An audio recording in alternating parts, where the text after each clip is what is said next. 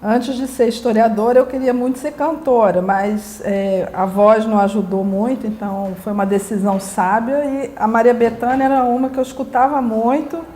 Então, aos 12 anos de idade, eu ficava balançando numa rede com uma amiga minha, que ela, sim, virou cantora, e cantando assim, os discos, né, os LPs da Maria Bethânia de cabo a rabo. A família não aguentava mais, mas enfim.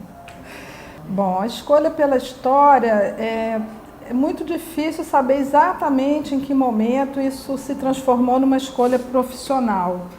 Mas eu acho que o ambiente familiar ajudou muito. Os meus avós paternos e maternos, né, todos são professores, exceto um que eu não conheci. E que foi uma...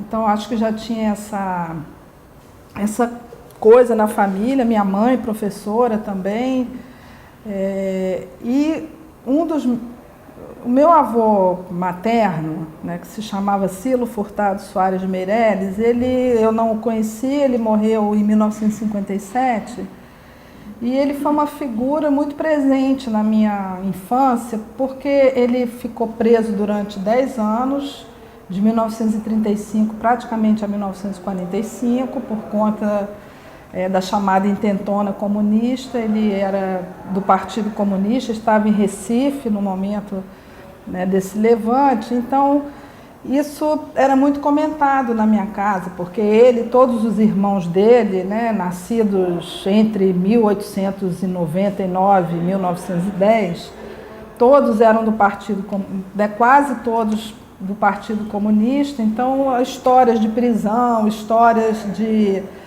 Enfim, como isso acabava muito mesclado com a história do Brasil. O meu avô, Cilo Furtado Soares de Meireles, enfim, por ter sido do Partido Comunista, e os irmãos, enfim, uma geração que teve uma participação muito ativa no processo político dos anos 30, 40, e isso também o meu avô paterno, né, Mário Alcoforado Gesteira, em Recife também. Então, eu cresci ouvindo muitas histórias, muitos casos. A minha avó se casou na prisão, então, quando você é criança, você vai reconstituindo isso na sua cabeça. Então, para mim, o grande vilão era o Getúlio Vargas, que era, né, o presidente da República, e com toda a trajetória, né, de formação de uma ditadura no país a partir de 1937. Então, eu acho que, assim, pensar um pouco a partir da história sempre foi uma coisa muito presente na minha família. O meu avô de Recife também, né, com histórias engraçadas de entrada e saída, né? Ele nunca chegou a ser preso, mas participando. A minha avó conheceu meu avô passando bilhetinho. Então, isso tudo sempre me fascinou, né? Ouvindo também dos meus tios, avós contando. E sempre... Enfim, eu acho que tinha essa curiosidade, esse ambiente familiar que era muito voltado para essas opiniões sobre, né, o país, sobre o Brasil. Então, isso era parte do meu cotidiano. Lógico, de uma maneira completamente distante de uma opção profissional. Na época, nunca, né, não passava na minha cabeça. Eu estou falando de uma época aí que eu tinha uns 12, 13 anos, né? Quando ouvia muito isso. Depois, eu acho que já no ensino secundário, né, primeiro ano científico, 8ª série, por aí, eu acho que lá pelos 14, 15 anos, eu li um livro que eu acho que hoje em dia também não é mais lido e talvez tenha marcado um pouco a minha geração, não sei falar exatamente, que é um livro chamado A História da Riqueza do Homem, do Léo Hubermans.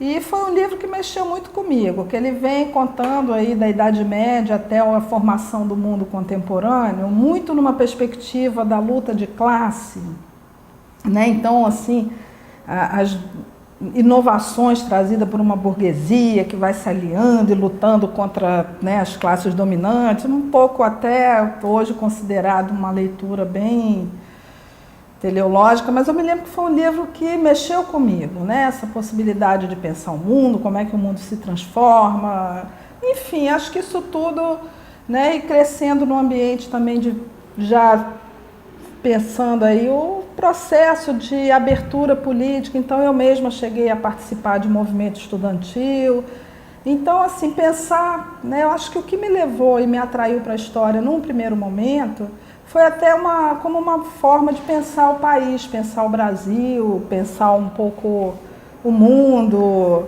e como é que o mundo pode se transformar pela ação dos homens, né, no processo histórico, enfim, foram coisas que me levaram à escolha.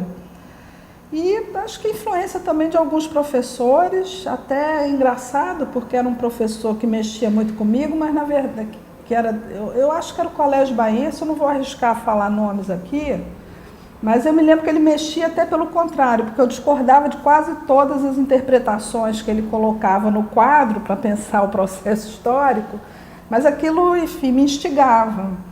E acho que foi isso. Na hora do vestibular, que eu acho que é um momento crucial na vida de muita gente, que você tem que marcar ali, né, um papel que te dão. Eu acho que a gente entra para uma profissão mais por ideologias e ideias do que efetivamente por saber exatamente o ofício que a gente vai ter ao longo da nossa vida. E foi assim, né? Então eu ingressei no curso de História da PUC, da Pontifícia Universidade Católica do Rio de Janeiro, em 1983. Acho que foi isso, em 83, cursei até 88 e, sim, foi uma paixão. Eu acho que eu também, lógico que algumas coisas foram desconstruídas ao longo do curso, da minha expectativa, mas outras foram sendo construídas. Eu tive um privilégio de estudar na PUC num momento assim, muito rico do departamento de História, que estava se transformando, incorporando leituras novas. Enfim, era um departamento, eu tive excelentes professores, eu acho que isso também acaba reafirmando não sei nem se vou chamar de vocação, mas afirma uma escolha, né? Na medida em que você tem identidades e vai... E assim, eu acho que o curso de História da PUC para mim abriu inúmeras portas, né? Porque era um momento de muita renovação do estudo da história, onde a gente percebia a riqueza, por exemplo, das fontes documentais. Se a história até um certo momento era muito feita a partir dos documentos chamados mais oficiais, né, que estão depositados nos arquivos, ali no departamento, naquele momento, a gente podia pensar em qualquer vestígio como uma fonte primária, como um documento para se pensar a história. Então, ia desde os documentos chamados oficiais até objetos de uma época, letras de música, enfim, e também não só uma renovação das possibilidades documentais, mas a possibilidade também de interpretações muito variadas. Então, pensar a história política, por exemplo, não era apenas pensar a história ou a narrativa a partir do Estado, dos presidentes ou de homens importantes, mas também das camadas mais populares, como é que elas participavam. Enfim, eu acho que é tão rico que para mim é muito difícil ir resumindo. Autores que vão marcando, né, a nossa leitura. Então, pensar, por exemplo, o que era a dimensão da marcação do tempo nas culturas, um texto que foi lido, eu acho que logo que eu entrei na faculdade, de um historiador inglês, Thompson, que é Tempo, Trabalho e Disciplina no Capitalismo Industrial.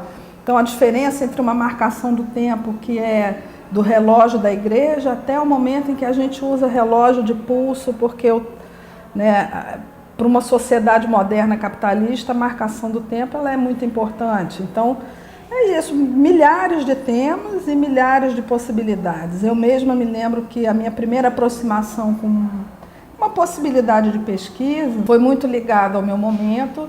Eu fazia capoeira, então, ao ler sobre a República Velha, descobri que os capoeiras eram perseguidos. Então, meu tema de monografia foi exatamente sobre a perseguição aos capoeiras durante a República Velha, né? Por que esse grupo, né, esses agentes na cidade do Rio de Janeiro eram perseguidos.